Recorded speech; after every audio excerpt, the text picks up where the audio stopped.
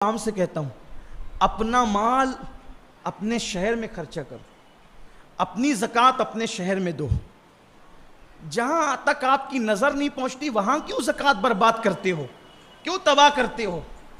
اور ایسی جگہ دو جہاں آپ کام ہوتا وہ اپنی آنکھوں سے دیکھ سکیں۔ میں یہ نہیں کہتا کہ آپ صرف سنی دعوت اسلامی کو دو، یا صرف میرے مدرسے کو دو، یا ہمارے ادارے کو دو۔ نہ آپ ہمیں نہ دو، آپ کی مرضی۔ میں چندہ مانگنے نہیں کھڑا ہوں اپنے مدرسے کے لیے، اور ایسے مدرسہ میرا ہے بھی نہیں، پوری قوم کا ہے۔ میں نے کہا اپنی قبر میں لے جانا ہے۔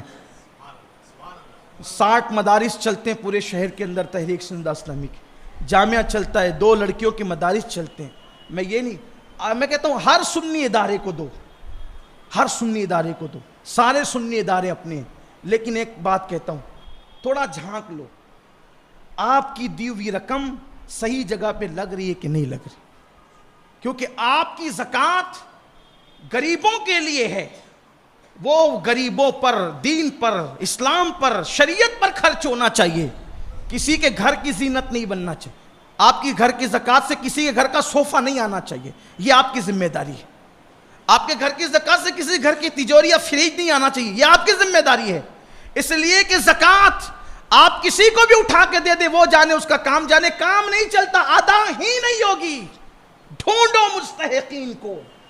اور رمضان شریف آنے والا، یہ بھی کہتا ہوں، کچھ لوگوں کا ذہن بنا اٹھا کے سب مدرسوں کو دو، کچھ لوگ کا ذہن بنا اٹھا کے سب رشتہ داروں کو دو، دونوں غلط ہے۔ میں آپ کو ایک مشورہ دیتا ہوں، اپنی زکوٰۃ کے 3 حصے کرو۔ یہ روشنی میں نے قربانی سے لی ہے۔ اپنی زکوٰۃ کے 3 حصے کرو۔ ایک حصہ دینی مدرسوں میں دو جہاں دین کا کام ہوتا ہے، لیکن وہیں جہاں کام ہوتا ہے، یہ جہاں آرام ہوتا ہے وہاں نہیں۔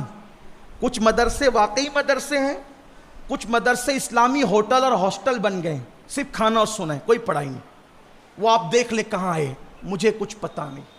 آپ کی آنکھیں کھلی رہنی چاہیے۔ اور اللہ کے گھر میں کہتا ہوں، کوئی مدرسے کو ٹارگٹ نہیں کر رہا ہوں، یہ بات یاد رکھنا۔ میں کبھی بھی کسی کو بھی ٹارگٹ کر کے تقریر کرنے کو حرام سمجھتا ہوں، اس لیے کہ آپ نے اتنے بڑے منصب پہ مجھے کھڑا کیا، منبر رسول پہ، میں یہاں آ کے کسی کو ٹارگٹ کروں، غیبت کروں، حرام ہے۔ امانت ہے آپ تک پہنچا رہا ہوں، لیکن آپ کی زکوٰۃ کے ذمہ دار آپ ہیں۔ جھانکو کہاں کام ہو رہا ہے، وہاں جاؤ۔ تو ایک دینی مدرسوں میں جہاں دین کا کام ہوتا ہے، ایک اپنے رشتہ داروں پر، اس لیے کہ رشتہ داروں کو زکوٰۃ دینے سے ڈبل ثواب ہے۔